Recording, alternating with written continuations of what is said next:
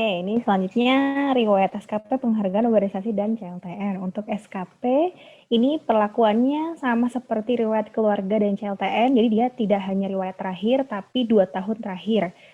Atau kalau misalnya yang TMT-nya 2020, berarti baru 1 kali punya SKP, dia baru 1, ya udah 1 aja diisinya.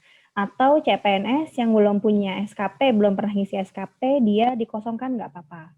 Jadi nanti di sini kalau misalnya nih dia kayak ini posisinya dia cuma ada 2019. Berarti masih kurang nih, yang 2 tahun terakhir kan berarti 2019, 2020. Silahkan ditambah baru gitu. Atau misalnya dia sudah punya yang 2020 satu doang. Berarti udah selesai nih, tinggal diklik data saya sudah sesuai gitu. Jadi untuk yang SKP itu sama dengan riwayat keluarga harus ada konfirmasi bahwa data saya sudah sesuai gitu ya. Baru nanti dia hijau.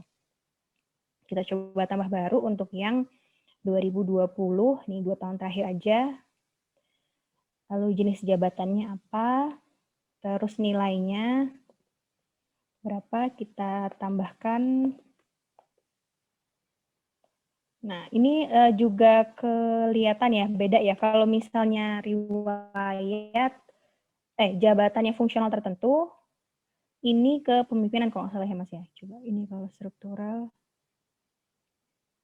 berubah. Ini yang satu harusnya kepemimpinan ya Mas ya, harusnya ini yang muncul. Kalau untuk yang jabatan struktural. Kalau jabatan, kalau JFT dia hanya orientasi pelayanan, integritas, komitmen, disiplin, dan kerjasama. Nah ini nilai prestasi kerjanya dia nanti ngitung dari nilai yang sudah diinput, terus status penilainya, misalnya dia kalau PNS, silahkan diketik NIP-nya, terus kalau misalnya non-ASN atau P3K pakai NIP, non-ASN pakai NIK, seperti itu. Jadi silahkan diisi semuanya. Ini coba kita isi, terus nanti ditambah namanya, atasannya jadi aku ya, penilai jabatan. Sambil menambahkan ya Mbak Aye ya. Jadi untuk pengisian atasan dan atasan penilai ini semuanya free text. Jadi misalnya untuk riwayat 2019, Mbak UNOR saya udah nggak ada yang 2019 dulu gitu. Tidak apa-apa, karena di sini untuk unit organisasi itu penilai UNOR nama itu kita berupa free text ya. Jadi bisa diinputkan saja nama yang tertulis di SKP-nya itu apa. Betul. Betul, seperti itu. Kenapa kita tidak memunculkan? Karena ini adalah history data ya, bagian dari riwayat yang itu bisa jadi jabatannya itu udah berubah ya dari yang sekarang. Jadi kita free text-kan dan juga ya, untuk yang non PNS nanti untuk golongan sama TMT-nya itu mestinya sudah hilang. Maka ada isu ya terkait dengan TMT dan golongan untuk P3K dan PPT non ASN. Ya, nanti yang 2 ini berarti akan nggak ada ya Mas ya? Coba bisa cek ya. Kalau pilihnya non ASN coba. Kalau ayat pilih non ASN. Coba kita pilihnya non ASN. Oh, ini sudah hilang. Ya, kalau non ASN dia hilang ya, si golongan sama itunya. Ya, nggak ada golongan TMT sama TMT. Ya, oke. Itu hanya ngecek aja. Untuk P3K juga ya. Tuh, juga. Terus kita coba lanjutkan. Nah, ini yang diupload adalah dokumen SKP sama 1 MB per dokumen dan PDF. Coba upload. Oke. Ini yang ketiga itu ringkasan. Jadi semuanya itu ada 3 step seperti ini ya.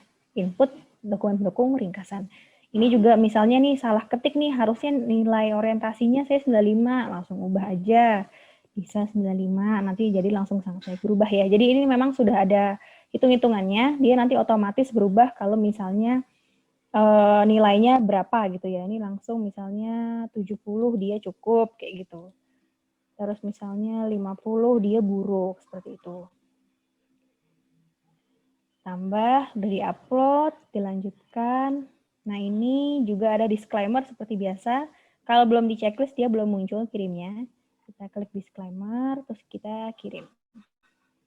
Nah, ini sudah masuk usulannya di riwayat SKP ya. Jadi, memang setiap tadi sudah dijelaskan bahwa setiap setiap yang kita tambahkan itu bentuknya adalah usulan. Jadi jangan kaget kalau pas dilihat loh kok belum ada gitu. Emang belum. Memang itu bentuknya usulan gitu ya. Nanti Bapak Ibu bisa ngeceknya itu di histori pengajuan. Nah, ini saya sudah nambah nih tadi 2020 kok masih merah. Gimana cara biar hijaunya? Itu diklik ini. Data saya sudah sesuai. Sama seperti keluarga tadi ya. Ini diklik data saya sudah sesuai. Informasi baru nanti dia hijau.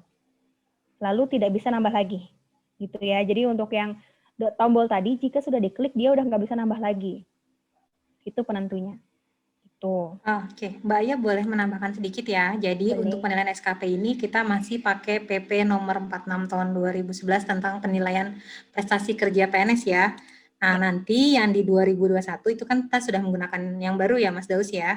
Jadi nanti memang untuk turunannya memang untuk yang pelaporan SKP sampai 2020 itu kita masih menggunakan PP yang lama. Betul.